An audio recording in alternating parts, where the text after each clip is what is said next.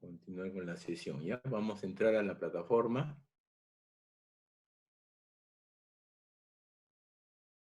Y vamos a ver el primer video.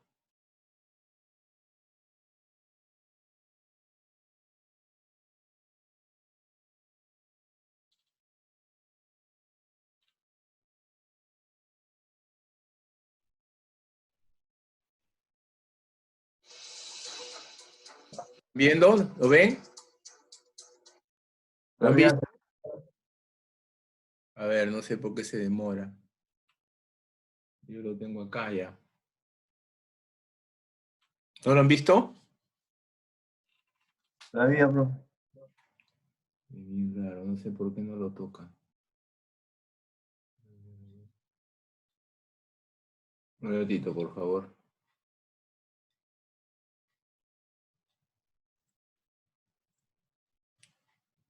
¿Y ahora sí? Gracias. Ya.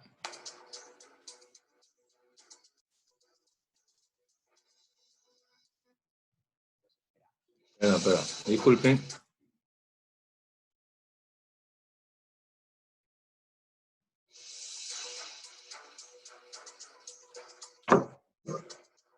¿Escuchan el volumen? ¿Está bien?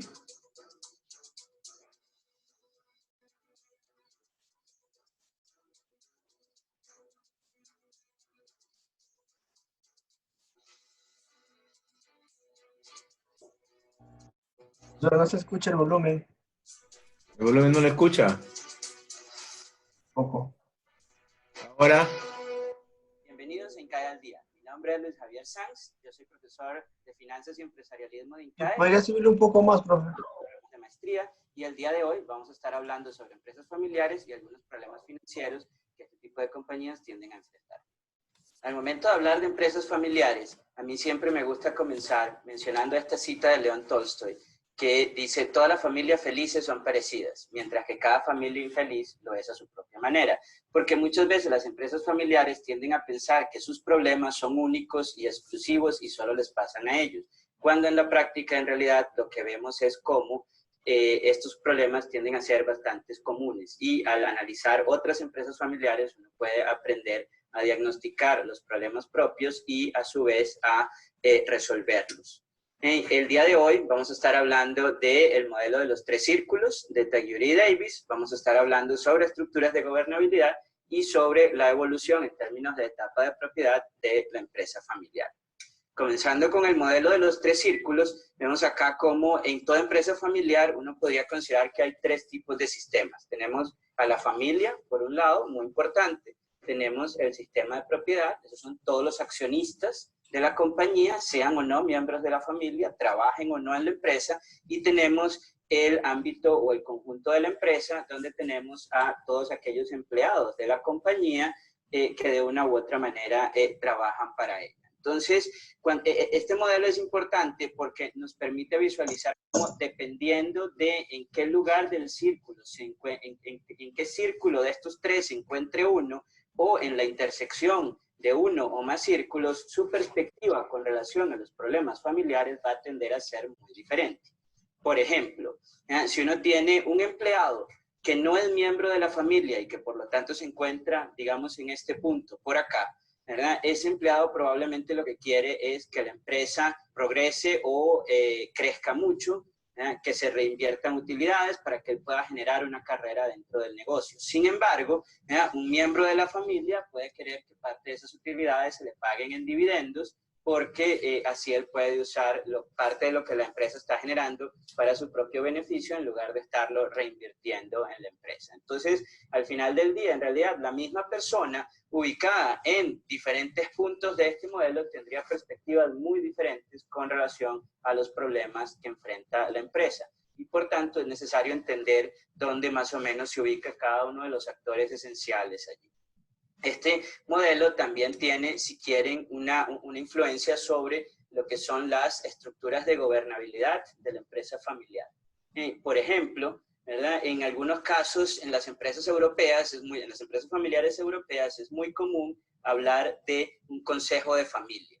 es decir, una especie de reunión familiar destinada única y exclusivamente a hablar sobre los temas importantes de la empresa que sin embargo es independiente o diferente de lo que sería la asamblea de accionistas, debido a que en el consejo familiar es posible que haya miembros de la familia que todavía no son accionistas porque no han heredado, mientras que a la asamblea de accionistas, por definición, solo pueden ir aquellos miembros, sean de la familia o no, que simplemente sean accionistas de la empresa y que tienen, por lo tanto, derecho a voz y voto en la misma.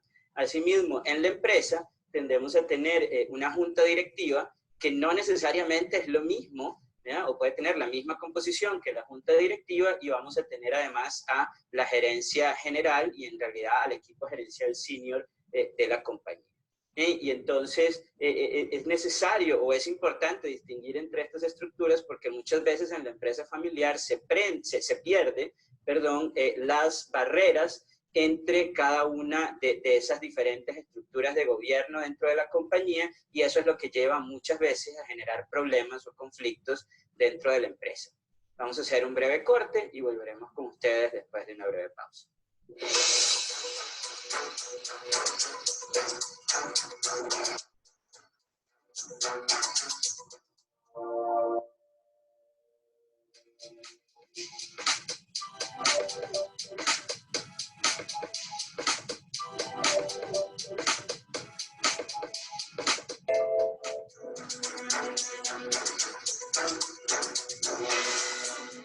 Bienvenidos de nuevo a INCAE al Día. Como les mencionaba en el segmento anterior, es importante entender la diferencia entre las estructuras de gobernabilidad en la empresa, ya que, por ejemplo, ciertas decisiones se toman solo al nivel de junta directiva y haya o no relación con la familia, mientras que otras decisiones se toman al nivel de la asamblea de accionistas.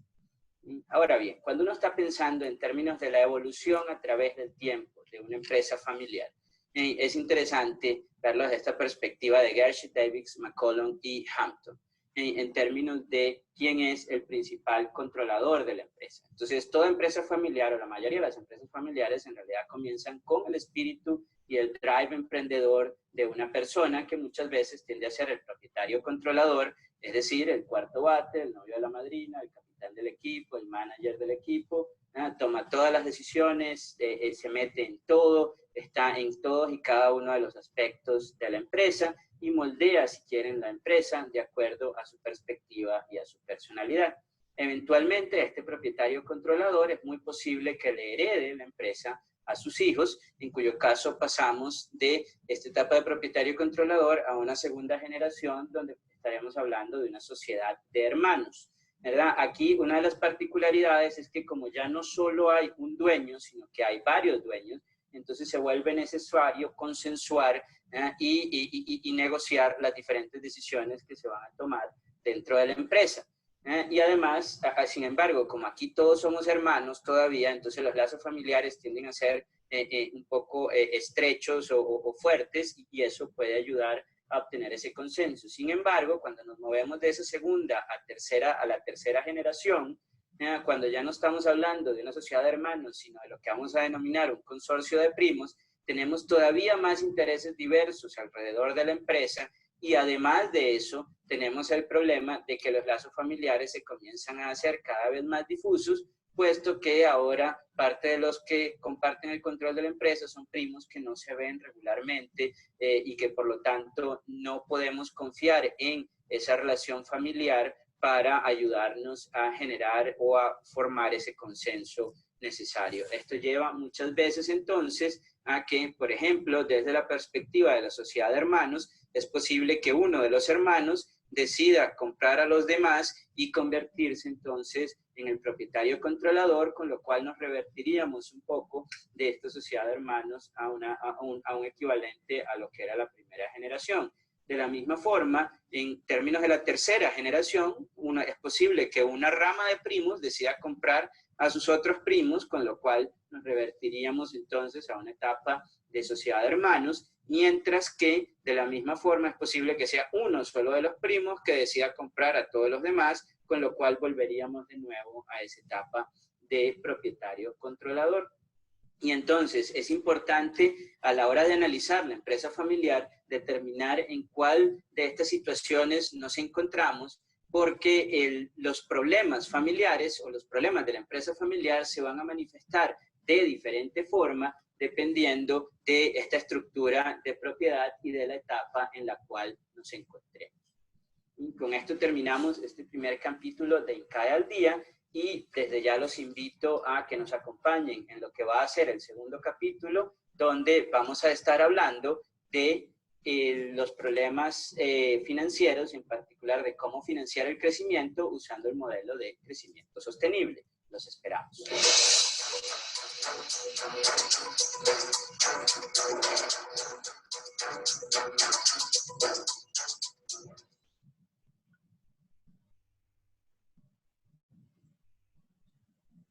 A ver, vamos a entrar a acá. Perdón.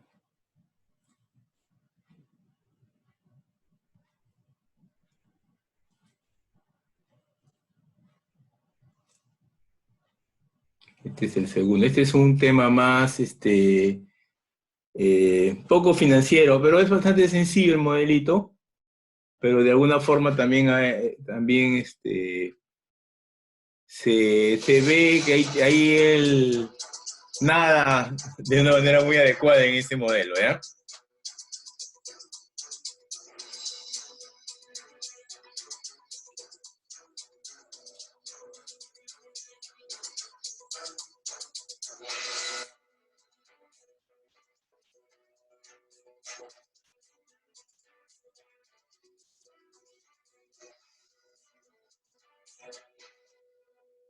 Bienvenidos a INCAE al día. Mi nombre es Luis Javier Sanz, soy profesor de Finanzas y Empresarialismo en INCAE y decano asociado de programas de maestría. En nuestro segundo capítulo sobre empresas familiares vamos a introducir el modelo de crecimiento sostenible y vamos a usarlo como marco para hablar entonces de los dilemas que enfrentan las empresas familiares en términos de financiamiento y liquidez. Comencemos con el modelo de crecimiento sostenible. Entonces, este modelo es un modelo muy sencillo que de hecho fue desarrollado por Charles Higgins y de hecho no es propio de las empresas familiares. Sin embargo, por las cosas que considera, yo lo he encontrado muy relevante cuando queremos hablar de los dilemas financieros dentro de las empresas familiares. Comenzamos, por ejemplo, con un capital de 50 pesos o de 50 dólares, ¿verdad? Y si queremos tener una razón de apalancamiento de 50%, esto significa que si tenemos 50 de capital, vamos a necesitar 50 de deuda para estar 50% capital, 50% patrimonio, y por lo tanto vamos a tener unos activos totales de 100. Supongamos ahora que por cada dólar que yo tengo en activo, soy capaz de generar $1 de ventas dentro de la empresa. Eso es lo que nos dice la rotación de activos. Entonces, si partimos de unos activos totales de 100, vamos a generar unas ventas totales entonces de 100. Si suponemos además que la empresa tiene un margen neto, es decir, un margen de utilidad de un 10%, entonces esos $100 de ventas se van a transformar en unas utilidades de $10. Si la empresa decide o la familia decide que un 50% de esas utilidades se van a pagar como dividendos, eso significa que 5 de esos 10 van a ir al bolsillo de la familia, mientras que los otros 5 van a ser reinvertidos en la empresa como parte del patrimonio de la misma. Por lo tanto, al siguiente periodo tendríamos un patrimonio inicial de 55. Siguiendo la misma lógica que seguimos con el primer periodo, entonces, para mantener esa misma razón constante de apalancamiento de 50%, necesitaríamos tener entonces deuda por 55 para que los activos totales sean 110. Esa misma rotación de activos de 1 transformaría entonces esos $110 que tenemos en activos en el equivalente a $110 de ventas, que aplicándole el mismo margen de utilidad del 10%, nos dejaría entonces con una utilidad neta de 11 pesos o 11 dólares. De nuevo, si retenemos 50% de eso, entonces vamos a pagar 5.5 en dividendos y el 5.5 restante se va a retener dentro de la empresa como parte del patrimonio del siguiente periodo. ¿Sí? Podemos volver a hacer todos los cálculos de la misma forma, entonces vamos a llegar a activos totales de 121 ventas por lo tanto de 121 y a su vez utilidades de 12.1, de los cuales se retendrían la mitad y el remanente se pagaría en dividendos. ¿Qué es entonces, cuáles son las ventajas de este modelo de crecimiento sostenible? Bueno, el modelo de crecimiento sostenible me diría de una manera muy sencilla cuánto es lo máximo que la empresa puede crecer, asumiendo que esa razón de apalancamiento, esa razón de rotación de activos, ese margen neto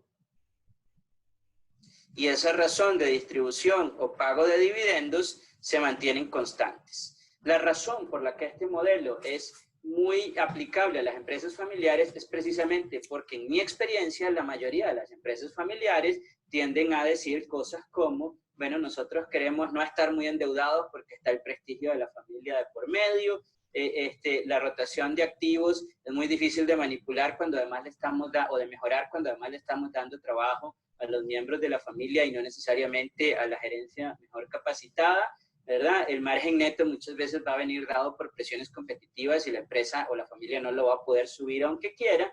Y esta razón de pago de dividendos, pues muchas veces también va a venir determinada por las necesidades financieras de la familia. En otras palabras, en muchas empresas familiares, estos 4 indicadores van a tender a ser muy fijos o constantes en el tiempo. Y si eso es así, entonces eso le pone un límite o un techo a lo que la empresa familiar puede crecer, que de acuerdo con el modelo de crecimiento sostenible, se calcularía muy fácilmente de la siguiente forma. Vamos a tomar la utilidad neta, que es en este caso de 10, lo vamos a dividir entre el patrimonio inicial, que son 50, y eso lo vamos a multiplicar por 1 menos la tasa de pago de dividendos, que es 50%, o sea, 0.5.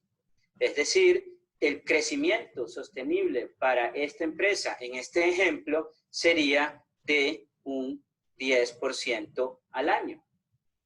Fíjense entonces que el modelo se cumple perfectamente porque cuando vemos el crecimiento en ventas del periodo 1 al periodo 2 es exactamente de un 10%. Y a su vez el crecimiento del periodo 2 al periodo 3 también es de un 10%. En otras palabras, esta empresa, aún si hubiera oportunidades en el mercado para crecer más de un 10%, no podría a menos que decida cambiar algunos de esos 4 números o factores que tenemos allí. Y no siempre la empresa va a ser capaz o lo va a poder hacer. ¿Qué me dice entonces este modelo? Me dice que cuando el crecimiento sostenible es mayor al crecimiento real de la empresa, a veces ese crecimiento sostenible de 10%, resulta que en el mercado yo solo puedo crecer 5%, no puedo crecer 10%. Bueno, ese exceso de crecimiento sostenible sobre el crecimiento real significa que la empresa va a generar más efectivo del que su crecimiento le va a demandar. Y eso le va a Perdón, un ratito. a la familia. Un ratito, por favor, disculpen que voy a cerrar. Un ratito, por favor, ¿ya? Es posible que el crecimiento sostenible sea menor Dios mío, entra otra. Empresa, en cuyo caso la empresa familiar no va a poder alcanzar todo su potencial a menos que esté dispuesta de nuevo a ajustar o modificar alguno de esos 4 números que veíamos anteriormente, porque se va a encontrar en una situación de déficit de efectivo. Hagamos una breve pausa y volvemos después de un corte comercial con la segunda parte de este capítulo.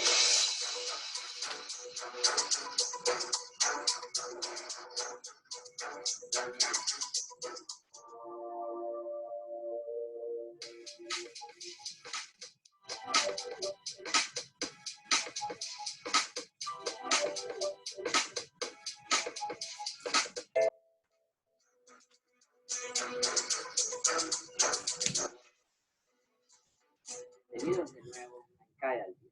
Como veíamos en el segmento anterior, el modelo de crecimiento sostenible de alguna manera nos determina que si fijamos el apalancamiento de la empresa, si fijamos la rotación de activos, el margen de utilidades y la razón de distribución de dividendos, entonces básicamente eso, el modelo nos dice cuánto es lo máximo que la empresa puede crecer en términos de su generación de recursos. Esto es importante para todas las empresas, pero en particular para las empresas familiares, porque es posible que la empresa tenga posibilidades de crecimiento mayores a lo que el modelo de crecimiento sostenible predice. En ese caso, la empresa familiar va a enfrentar una situación de falta de liquidez o de déficit de efectivo que, dependiendo de la generación en la cual nos encontremos, se va a manifestar de diferentes formas. Por ejemplo, en la primera generación, usualmente esto se vuelve un problema de subcapitalización y crecimiento. Simplemente el propietario controlador no dispone de los recursos necesarios para que la empresa pueda aprovechar todas las oportunidades que le presenta su industria y su entorno, y entonces eso básicamente lo obliga muchas veces a perder oportunidades de crecimiento. Y si no quiere caer en esa situación, entonces se ve obligado usualmente a traer nuevos socios a la empresa, no necesariamente miembros de la familia, lo cual significa que puede perder control de la misma, o al menos se ve obligado a compartirlo.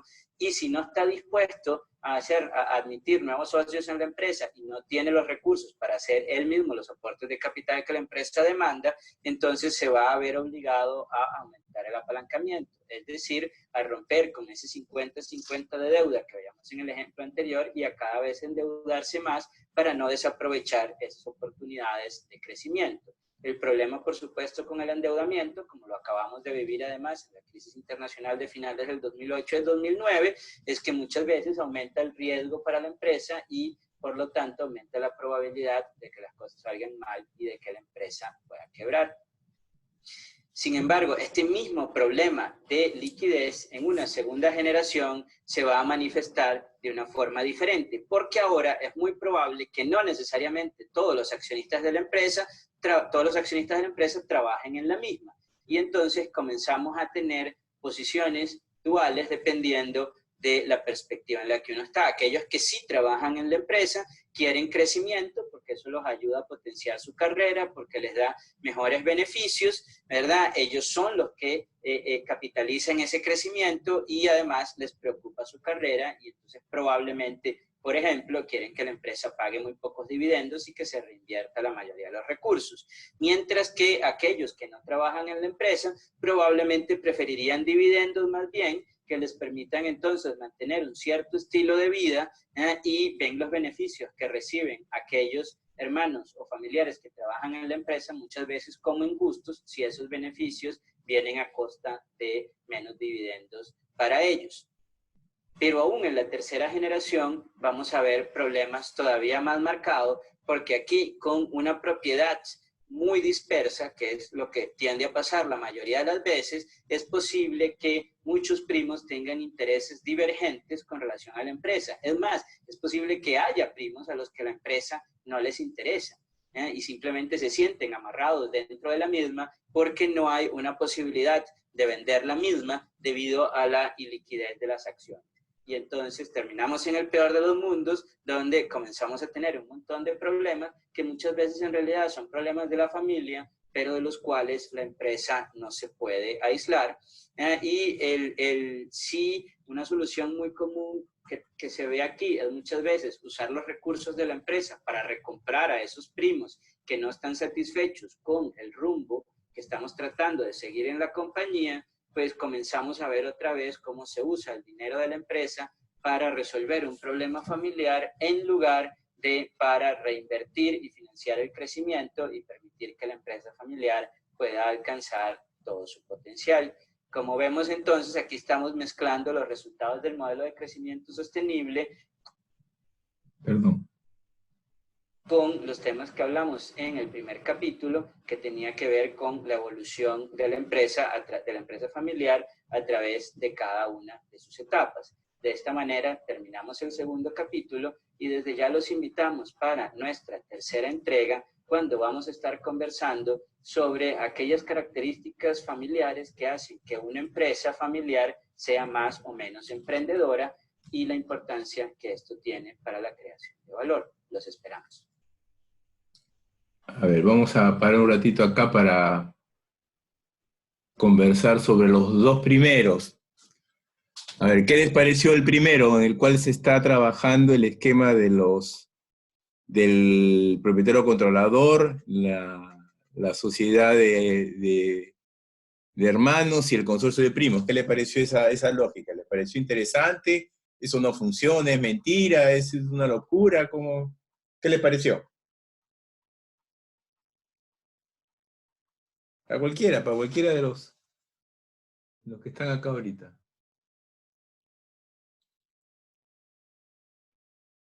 ¿Qué les ha parecido esta primera parte?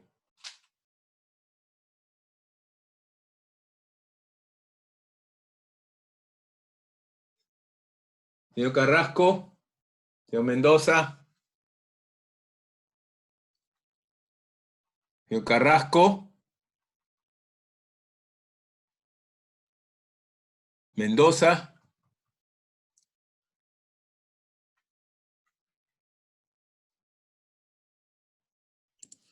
Aló, profesor. Aló, profesor. Bueno, Sí, caballero. bueno, muy interesante el video. Me pareció interesante la capacidad de voto mayoritaria que se ubica en la familia, ¿no? Bueno, más que todo esos votos están relacionados de manera directa e indirecta, ¿no? Y caen, y las decisiones que tomen al día siguiente se ejecutan. Eso es muy importante. Y además, algo muy resaltante que mencionan ellos es que las empresas familiares cuidan bastante de no endeudarse con los bancos, como hacen las empresas grandes, ¿no? Eso me pareció... Pero eso usted lo ve normal, que las empresas familiares no consigan, no les guste endeudarse. ¿Usted cree? Bueno, podría ser que también no consiguen créditos, bueno, Baratos, no consiguen crédito barato, por eso tampoco se endeudan mucho. bueno, es cierto. Le resulta caro, o sea, me explico. Si mi mercado es corto y yo consigo y con la justa tengo precios adecuados, pequeños, no tengo buenos márgenes. Si yo tengo mucho crédito, el gasto financiero de repente se come mi utilidad. Ujú. Por eso es que tampoco no quiero tener préstamos, porque va a comer mi utilidad. Si el producto tuviese buenas utilidades, no hay problema, pero si tiene pocas, o las cosas no van, después tengo que pagar un préstamo que es caro. Claro, y me quedo así, Pequeño, entonces no poder. es cierto. ¿Comprende? Por eso más que nada no me endeudo, porque si tengo poco, o sea, mis productos no tienen un precio muy elevado, porque estoy en una zona, en un área muy competitiva, un sector muy competitivo, voy a vender, y si yo me da préstamo, no voy a poderlo pagar. Ujú. Sí, Los exacto. bancos por eso tampoco me van a dar crédito, ¿comprende? Porque no puedo tener problemas. Señor Carrasco, señor Carrasco.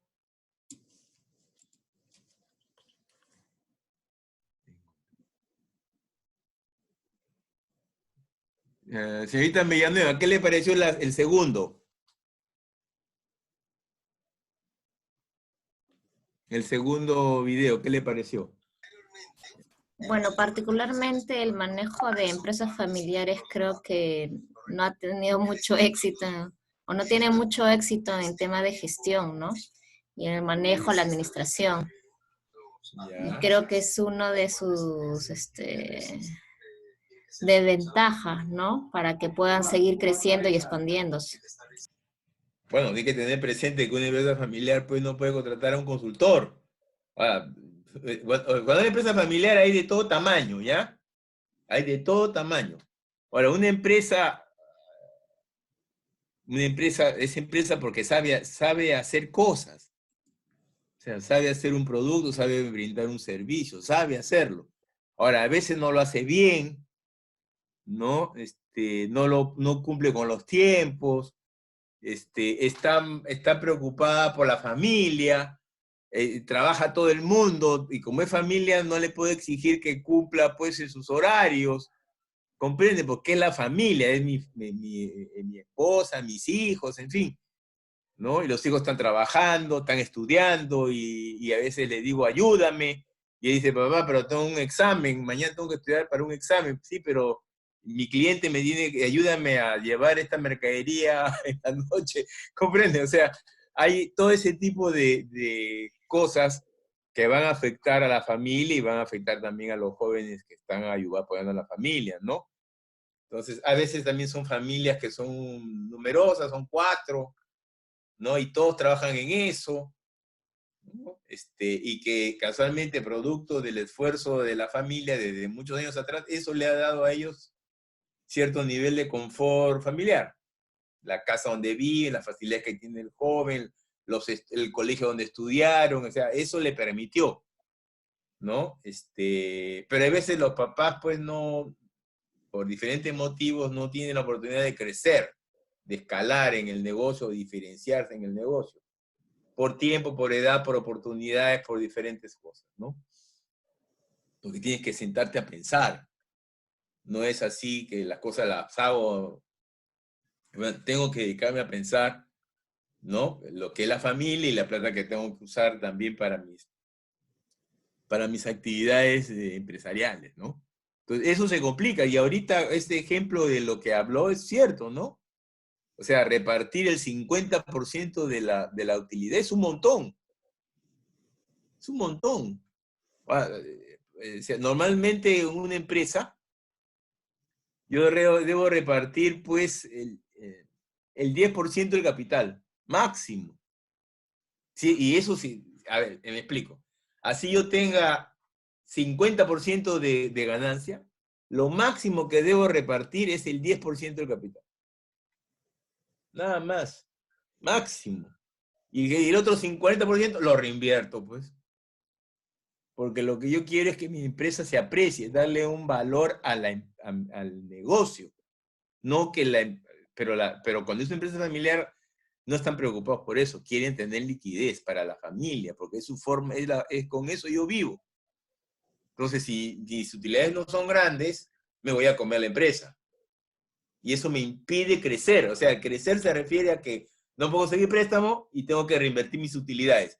Pero como de las utilidades, a pesar que son pocas, me como las menores utilidades, no puedo reinvertir. Entonces es un problema de restricciones, no hay cómo. Salvo que haya pues una cuestión donde en algún momento mi producto pues, lo venda, crezca 3 veces más. Y eso después me permite acumular y hacer de manera adecuada eso. Y soy el único que vende ese producto. Pero esos son unos casos pues excepcionales, ¿no? Excepcionales, no sean para toda la vida. Y que con esa plata yo comienzo a reinvertirle, la hago de manera apropiada. Pero si no hago nada de eso y no la reinvierto, sino la distribuyo, ahí quedó. ¿No? Porque si yo sé que mi negocio tiene pocas utilidades, yo sé eso, y tengo un momento de un boom, yo tengo que utilizar esa plata o para cambiar de giro para mejorar lo que tengo. Pero no voy a hacer eso, voy a dedicarle a mejorar mi estado, mi estatus, ¿no? Ese es el problema que se tiene, ¿no? Es complejo, no es fácil, no es fácil, es muy complejo, pero por ahí va. Señor Carrasco, el señor Carrasco se desapareció del mapa, el señor Carrasco. Me ha dejado su mochila. Dejó su mochila y se ha ido a hacer otras cosas. ¿Comprendes? Sí, sí, más dejar la mochila, pues igual en un salón dejan la mochila y se van. Y creen que con la mochila es igual que uno. No es así. Bueno, vamos a seguir con la otra. ¿Algún comentario de parte de ustedes? ¿De algún otro? Que sea hacer algún comentario sobre lo que se ha visto. Es muy esquemático, pero da muchas luces sobre cómo sistematizar eso, porque la idea es tener algo sistematizado, ¿no? Porque se habla mucho de las empresas familiares.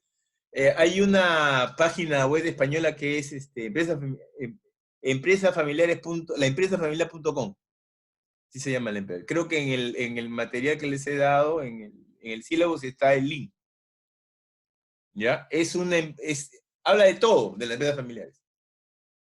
No es una institución que da cursos de diferentes cosas, es impresionante. O sea, la profundidad del análisis de empresas familiares. Es impresionante. Pero estamos nosotros en otra cosa, pues ese es el problema. Vamos a seguir con la siguiente. Y la tercera, si no me equivoco.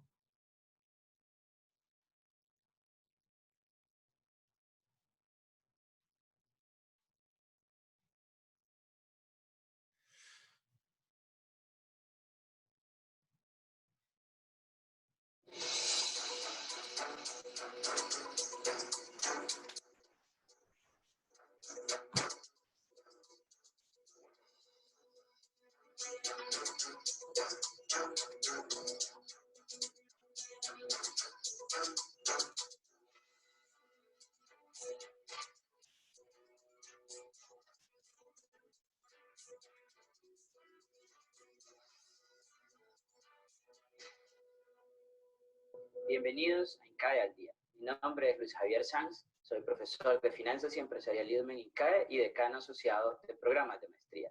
En este tercer capítulo sobre empresas familiares, vamos a hablar en particular de aquellas características que hacen que una familia sea más o menos emprendedora. En este sentido, vamos a comenzar con este modelo, es el modelo de Haverson y Pistruy, que básicamente mira a dos tipos de variables. Por un lado, la perspectiva de la familia con relación al negocio. Si queremos ser una familia involucrada 100% en el día a día del negocio, o si estamos dispuestos a comportarnos más bien como un inversionista en la empresa.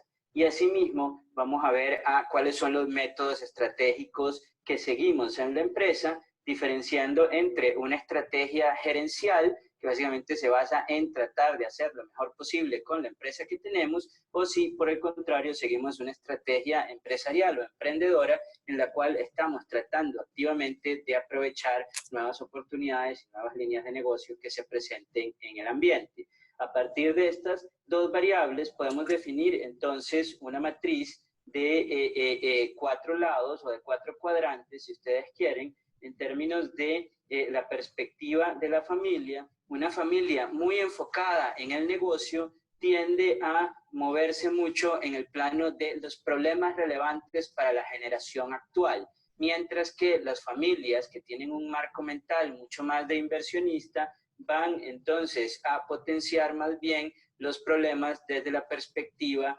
de transgeneracional o a través de las diferentes generaciones, tomando decisiones no solo con base en los problemas y los intereses de la generación actual, sino pensando también en las consecuencias que las decisiones que toman hoy tienen sobre las siguientes generaciones. Asimismo, en temas estratégicos, una estrategia gerencial se va a enfocar mucho más en la preservación de el negocio actual y de lo que esta generación heredó, en contraposición a una estrategia emprendedora que va a acelerar el crecimiento de la empresa o del grupo familiar lo más posible, tratando de aprovechar todas las oportunidades que se presenten en el entorno. De esta forma, entonces, vemos cómo el dominio de la familia emprendedora viene dada por este cuadrante donde la empresa o la familia, por una parte, tiene una perspectiva o una mentalidad de inversionista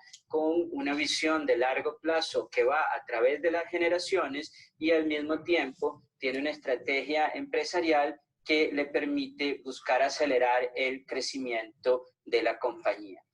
Voy a parar aquí para mencionarle lo siguiente que es importante, no por el hecho del tema, sino que esta lógica de cuadrantes es importante para todos los proyectos, para sus tesis. Me explico. Ustedes van a tener a la hora de hacer su tesis siempre algo que va alto, bajo por un lado, mediano, alto por otro lado. O alto, bajo también por otro lado. Entonces, eso le va a permitir hacer cuadrantes. ¿Y por qué es importante el cuadrante? Porque tipifica atributos o consideraciones o características en cada cuadrante. ¿Y eso qué hace? Me permite hablar, escribir sobre esos cuadrantes, me permite tipificar cada cuadrante, me permite analizar cada cuadrante. Entonces, esta lógica, no le estoy diciendo que sea lo mismo, ¿no? Pero mire todo lo que ha hecho en ese cuadrante. Para hacer ese cuadrante, él se ha descerebrado. Le he dado casi un homenaje, pero lo ha hecho el cuadrante, ¿comprende? ¿Ya? Entonces, esta lógica es muy buena cuando ustedes estén haciendo su tesis. Primero, al profesor le está diciendo que ustedes han analizado las cosas y han hecho 4 categorías y las han tipificado con atributos y le han hecho una redacción que las tipifica. Eso significa que ustedes han investigado y han hecho una selección de las cosas. Entonces, los cuadrantes son muy importantes, créanme, porque pueden tener diferentes cuadrantes y con eso la gente se centran en la conversación, como está haciendo él. Inclusive ya lo caracterizó. Y vamos a ver en otras que sigue haciendo cuadrantes. Sigue haciendo cuadrantes. Porque ayuda al análisis. Por eso estoy paralizándome acá un rato para reforzar ese tema. Es importante, por favor, no solamente por lo que estoy diciendo acá, sino que es una metodología que la pueden usar ustedes en su tesis. ¿Ya? entonces la familia como inversionista, profundizando un poco en qué se requiere, nosotros postulamos que se requieren básicamente dos características fundamentales para poder considerar a una familia como que tiene una mentalidad de inversionista. En primer lugar, tiene que estar dispuesta a reinvertir recursos en la empresa y al mismo tiempo tiene que estar dispuesto, si es lo mejor para el negocio, a separar la gerencia del control. Es decir, no necesariamente tiene que ser la familia la que esté a cargo de la gerencia del negocio familiar. Para ver por qué, o profundizando un poco en esa idea, no se trata solamente de que la familia tenga una mentalidad de inversionista, sino que tenga en realidad una mentalidad de inversionista de valor. Por ejemplo, ¿ya? En esta matriz de 4x4 que tenemos aquí, la familia puede querer estar en la gerencia o puede conformarse con ser un inversionista y ser el dueño de la empresa, pero no necesariamente manejarlo. Y en el eje horizontal vamos a ver el dilema permanente entre reinversión de las utilidades o el pago de las mismas en dividendos. Cuando la familia, por un lado, está involucrada en el día a día del negocio y además su foco se vuelve el pago de dividendos, podemos estar hablando de que la familia está ordeñando al negocio y en ese caso va a ser muy difícil para la empresa crecer. Mientras que, ¿verdad? Si la familia se encuentra gerenciando el día a día del negocio, pero nos movemos al rango de la reinversión, vamos a encontrar muchos conflictos familiares y ya vamos a, en un segundo, vamos a ampliar un poco esa perspectiva. Por otro lado, una familia que se vea más como inversionista, aún sin embargo, puede tener hay diferentes tipos de inversionistas. Hay inversionistas que prefieren un flujo de liquidez constante a lo largo del tiempo, esos son inversionistas de liquidez, y eso sería una familia que si bien se vea como inversionista y no necesariamente como gerente del negocio, también al mismo tiempo va a privilegiar el pago de dividendos. Por lo tanto, en realidad, el dominio de la familia emprendedora es aquel en el cual no solo tenemos una mentalidad inversionista, sino que tenemos una mentalidad inversionista que privilegia la reinversión de utilidades y por lo tanto nos vemos como un inversionista de valor. Vamos a hacer una breve pausa y después de la misma continuaremos con este interesante tema. Si se dan cuenta, sigue con el análisis de cuadrantes, pero ahora los ha tipificado, le ha puesto unos criterios. Ese producto es su análisis, por supuesto, ¿no? Pero es interesante lo que ha hecho este señor, como parte de la metodología que ha empleado. Entonces son sus conclusiones, estas son sus conclusiones de él, de su trabajo, ¿no? Bienvenidos de nuevo a Incaya. Como veíamos en el segmento anterior, para considerar una familia como inversionista, requeríamos la intención o los objetivos de reinvertir mucho de las utilidades para aprovechar el crecimiento y además estar dispuesto a separar gerencia de control. Sin embargo, es posible profundizar un poco más en qué significa exactamente ser una familia o tener una mentalidad de familia como inversionista. Si vemos a esta matriz, por ejemplo, donde en el eje vertical tenemos si la familia quiere estar más involucrada en la gerencia o en la propiedad de la empresa, y en el eje horizontal si está más orientada a la reinversión de utilidades o a dividendos. Entonces vemos cómo en el caso de, por ejemplo, una familia muy involucrada en la gerencia, con mucho interés en dividendos, uno podría pensar que estamos ordeñando a la empresa de muchas formas, ya, tanto por la vía de la poca reinversión de utilidades como por la vía de salarios y privilegios que reciban los familiares que trabajan en la empresa. Sin embargo, esa misma mentalidad de la familia muy involucrada en la gerencia, combinada con una orientación a la reinversión de utilidades, puede generar potenciales conflictos familiares, como vamos a ver a continuación. Pero antes de eso, exploremos un poco acá lo que significa en realidad ser una familia, tener una mentalidad de familia como inversionista, porque puede haber dos grandes tipos de inversionistas.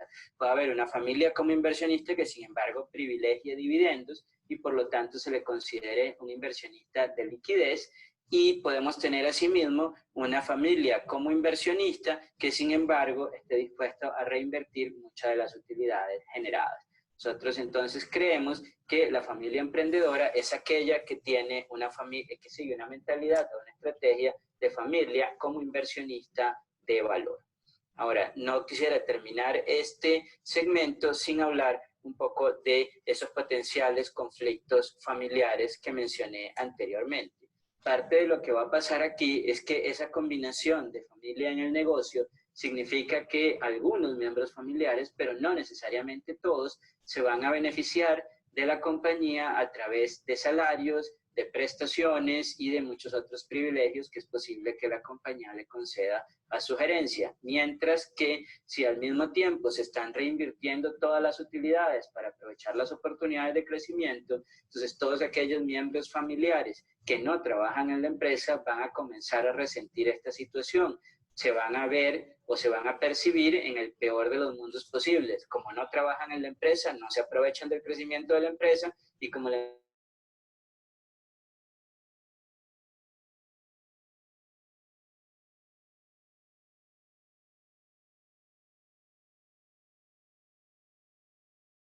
empresa no paga dividendos, ellos tampoco lidian de estos conflictos. Por eso es que ese cuadrante es uno que uno debería tratar en buena medida de evitar. De esta forma terminamos este tercer capítulo de empresas familiares y desde ya los invitamos al siguiente capítulo de CAE al Día, donde vamos a hablar entonces de algunas soluciones potenciales que hemos observado en la práctica para estos problemas financieros a través de las generaciones.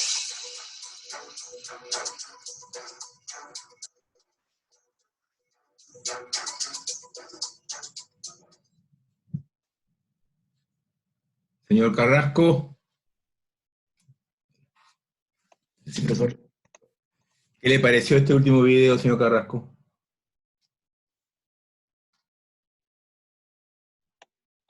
En general, creo que sí estoy de acuerdo con De la acuerdo. importancia. Señor Carrasco, yo le recomiendo que se dedique a la sesión, no solamente en mi curso, en cualquiera, caballero. Porque los profesores van a estar chequeando a través de la presencia de ustedes. Lo he llamado a usted 6 veces. ¿Comprende? Entonces es bien complicado. Le podemos hacer preguntas a cada una de las cosas. Estoy haciendo preguntas de las cosas que estamos viendo ahorita. Entonces, tome sus precauciones y su advertencia. ¿Me comprende? ¿Ya? De acuerdo. Ya. A ver, aquí hay un tema en este tercero, ¿no? Primero el uso de los cuadrantes y tercero, segundo, la forma como ha hecho un análisis de cómo se comportan las personas, de manera muy resumida. Tiene mucha razón. Tiene mucha razón. A ver. Y hay cosas que son más complejas, que no están ahí, ¿no? Que es la presencia si es una familia, la mamá. Ahí no habló de la mamá, habló más que habla del varón, no habla de la mamá. Y a veces la mamá, no todos los hijos, aquí está diciendo que todos los hijos casi trabajan, no todos los hijos no trabajan en el negocio. De repente hay uno que le gusta el negocio y hay otro que es médico, el otro es abogado y el tercero es artista. Y son los 3 probablemente, o los 4 son muy buenos en su campo. Y no le interesa a la empresa, pues. Pero sí le interesa liquidez, que una vez al año le llegue un cheque por tanto dividendo. Por supuesto, el hermano que está trabajando en el negocio, él dirá, pues, oye, esto no se pasen, ¿no? Yo estoy que chambeo y yo estoy ganando plata en otro lado. Pero los hermanos también se quejan de que él está usufructando el negocio. Y uno de ellos que es artista vive en el extranjero. Y la mamá lo llama porque quiere verlo. Y le dice, vente porque tu hermano te va a dar unos dividendos. Entonces el hermano llega a pedir los dividendos. ¿Qué dividendos? Le dice el hermano. Es que mi mamá me ha dicho que hay unos dividendos, por eso venía los dividendos. Entonces aquí entran otras cosas a tallar. A ver, me explico. Yo tengo que integrar a los hermanos, eso no aparece, tengo que integrar a los hermanos para que entren a la lógica de la empresa. Me explico. Si yo tengo un abogado, tengo que hacer que la empresa tenga un aspecto de repente social donde el hermano va a trabajar. Si hay uno que es un artista o que es un médico, tengo que hacer algunas cosas adicionales, ¿no? Un grupo, una fundación, algo que permita que ellos también entren en esa lógica de la empresa. ¿ya? No directamente, pero sí a la lógica de la empresa. Porque eso de alguna forma le va a dar de repente prestigio, ¿no? Al apellido, al negocio, a la cuestión familiar. Y ellos van a estar de alguna forma contribuyendo también con lo que ellos saben hacer, ¿no? Entonces hay que integrar, hay que crearle un mecanismo para que ellos estén metidos ahí y no sientan que, el hermano no sienta que están haciendo todo y que ellos no están haciendo nada y que vienen solamente por los dividendos, ¿comprende? A eso me refiero, tienen que entrar en esa, y la empresa debe crear esos mecanismos de los hermanos que no trabajan directamente en el negocio, pero sí pueden estar haciendo otras cosas, ¿no? Una fundación donde buscan pues amigos y también colaboran, en fin, pero ya está metido en su tema. Tengo un artista, tengo que hacerlo, pues, ¿no? Le voy a hacer cosas de arte, y el hermano pues le patrocinará de repente, ¿no? Algunas cosas, pero también le puede ir generando sus propios recursos en el tiempo. Entonces, esa sería la idea, no hay que quedarse con esto nada más, sino que hay que crear los mecanismos, que las reinversiones de repente sean unas reinversiones en un aspecto social, ¿no? Eso también hay que darle ese enfoque. Bueno, la próxima semana vamos a tomar un control de alguno de los videos, ¿ya? Voy a tomar un control de los videos. Yo le voy a pasar la voz de qué video vamos a tomar, ¿ya? Pero la idea es que lo vean. Hay unos que, ¿no? Tienen que verlos y apuntar lo que están hablando, de qué cosas se trata, no solamente mirarlos, de apuntar, ¿no? Es un video que trata sobre ciertas cosas. Yo he parado en algunos sitios para remarcar metodologías que son buenas, ¿no?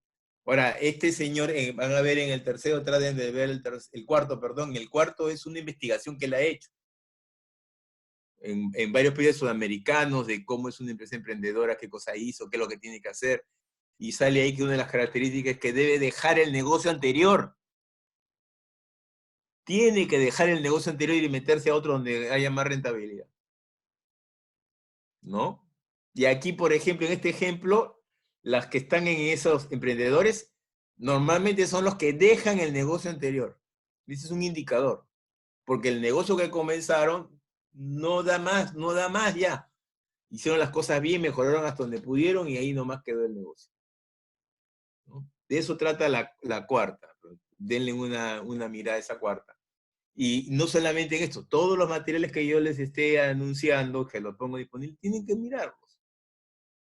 Sí, lamentablemente tienen que mirarlos. No es lamentable, además, yo los he buscado, no son cosas que a mí se me ha ocurrido. Los he buscado, los he encontrado y los pongo porque los creo que son pertinentes. Entonces, por favor, que eso quede, ¿ya? De observación para todos, ¿ya? Muy bien, entonces aquí nos vamos a quedar hasta la próxima semana. Ya estén al tanto con la información y las que no han podido entrar a la plataforma, por favor, hagan sus trámites para que puedan entrar. Ya hablen con la señorita Doris Requejo. Ella lo va a poder guiar, ¿ya? Aquí nos quedamos. Nos vemos hasta la próxima semana. Cuídense. Ya, profesor, hasta luego. Luego cuídense.